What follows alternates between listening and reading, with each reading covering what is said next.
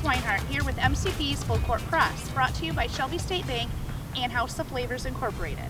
Today we are here with Sierra Holmes. She is the head varsity softball coach at Ludington High School. We're at Oriole Field. We're actually on Diamond 1 right now. And thank you so much, Sierra, for meeting us here and doing this with us. There's so many wonderful things that you have been doing during this kind of time where we've been talking about this with several of our interviews. There's not a season and it's kind of a different thing. But one of the really neat things that I thought you did was when you pulled together your team and you did like a thank you to the frontline workers.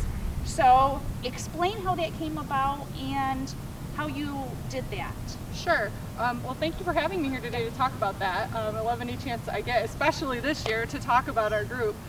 So when schools were first closed, at that time we thought for 3 weeks, and our season was sort of delayed, we were meeting with the girls on video calls just to sort of keep everybody connected, let them know what was going on, keep doing a little bit of teaching, and all those things were optional, but we still had a really high percentage of our girls that were showing up to those meetings. And during one of the meetings we were just chit-chatting as it was getting going, and one of the girls, I can't even remember which one, said, you know, I just really feel for like all the doctors and nurses because they're worried about bringing it home, you know, to their families. And I just thought, wow, you know, it's nice that our kids are really thinking about that. And so, you know, we went through our meeting and hung up the call, and I was sitting at home and I was kind of thinking about that, and I thought, you know, it's good for us as adults and for them as kids to focus on the things we are grateful for, the good things that are still happening. And I thought, I wonder if they'd be interested in doing something just to let everybody in our community that always supports us know that they're thinking of them and that they appreciate them. So the following week at our next meeting, I asked the girls, hey, would you be interested in making this thank you video? And they immediately all said, yes, absolutely, let's do it. So a few days later, Maggie Bates, who is the JV coach, and I, and some of our other coaches said, hey, anyone who's interested in working on a script for this video, hop on a video call with us. And several of our girls did. We created a Google Doc. They all worked together, wrote out the script. At our next meeting, the kids picked parts and they all filmed it from home and sent it to me, and their parents signed their permission slips and sent them to me, and I put them all together, and there it was. And the girls were really excited to see how many views it was getting and that it really did seem to put a smile on people's faces. Yes. So. It's wonderful that one of the things I think that in this time where a lot of us are staying home with our children that haven't had a chance to do that. I'm a full-time single mom. I mean, I work full-time, but I'm a single mom, and I got laid off just temporarily. Of course, when the business picks back up, I will go back to work, which I do miss, but I do enjoy that I've been able to spend time. So it's probably good for these kids that normally, you know, it's kind of sad in a way too that they're not here playing, but they're at home with their families, and it's kind of a really nice way to say thank you to all of these people who go out every day and risk their lives, basically. And like you said, bringing it home to families and having to kind of be careful and you know, maybe wash their hands and change their clothes and do everything before they can even hug their children. Yes. So it was really, and I actually watched the video, and it did make me a little teary-eyed. Yeah, that's okay. It makes us teary-eyed too. Maggie and I talked about it. We said, oh, look at our kids. They're so cute. And it's wonderful, you know. So how did you get into coaching? How long have you been coaching the varsity girls, and when did you get into this? I guess I probably should have started with that. No, that's okay. This would have been my 6th year coaching here at Ludington. I've been around sports my whole life. My dad coached baseball, basketball, softball at different levels in different capacities my whole life. Okay. He was an umpire for a while. He was a radio broadcaster for Ludington basketball and football with Rod Beckman for a number of years, so I just sort of grew up around it. It's always something that's been in the back of my mind.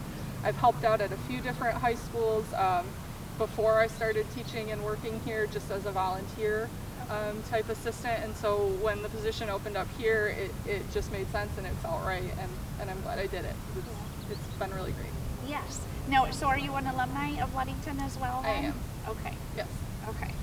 And another thing that you've been doing. Now you have some other fundraisers in the works. Yes. Tell us about those and when you can actually, you just have just started getting where you can actually pick up some of the cans and bottles, but explain Yes. that a little bit. Okay, so every year for the last several years we've done a fundraiser where we collect empty cans and bottles, usually in February, to raise money for our program. And as you can imagine, when can and bottle returns shut down, we started getting inundated with messages saying, would you be willing to take an early donation? And we most always say yes to that, although we don't typically really start collecting them in a significant way until the end of November or early December. Okay. And so we thought, well, we would love to take early donations, but Maggie and I got talking just about all the kids in our lives. We both work for the school system. Mm-hmm. We know there are a lot of families that are really struggling right now. We know that all the various entities in our community who provide vital services to these kids, whether it's food or clothing or whatnot, are going to have a lot of needs to meet come fall. And we Yes. started talking about the fact that, hey, we bought new catcher's gear this year. We got some new bats using money from that fundraiser. Right. And those things are still going to be pretty new. And even if we're able to start practicing in some capacity in the off season, they're still going to be in pretty good shape.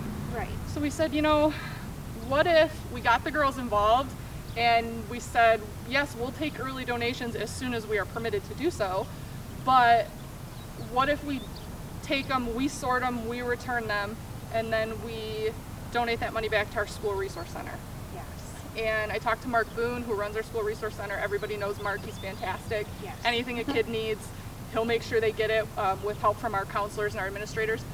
And so we are, as of yesterday, able to pick up donations of empty cans and bottles, and we are storing them right now. We hope that later in the summer, in some capacity, the girls will be able to help us sort them because they're like sorting machines after we've done this for Right. years. They are fantastic. And we hope that they'll be able to help with that and help us return them, but right now they're helping us spread the word, and we're just storing them. And that's a wonderful thing, and that's, I think a lot of the community itself has come together, like with, I know, but with both Ludington, Scottville, Custer, they've all done this thing where they have the meals for the kids. Yes. And they meet in different places, also the homework packets for a lot of these kids. So giving back to the community and the school, I think is just an amazing thing, and it's amazing that you're doing it with your girls. It's just really heartwarming. Anybody, if you can see the video, is it on the Facebook page? Because It is. that's where I found it, and that's where I watched it. So Yep, the Ludington High School softball Facebook page has our contact info. We're happy to come pick it up as long as you can leave it outside so that we can follow the social distancing guidelines. Right. We're happy to come take them off your hands for a good cause. okay, wonderful. And thank you so much, Sierra, again, for meeting us here and doing this and bringing awareness to everything that you're doing on behalf of the Varsity Girls Softball and also the JV Girls Softball Yes. here at Ludington High School. And for more news, go to MasonCountyPress.com. Thank you. Thanks.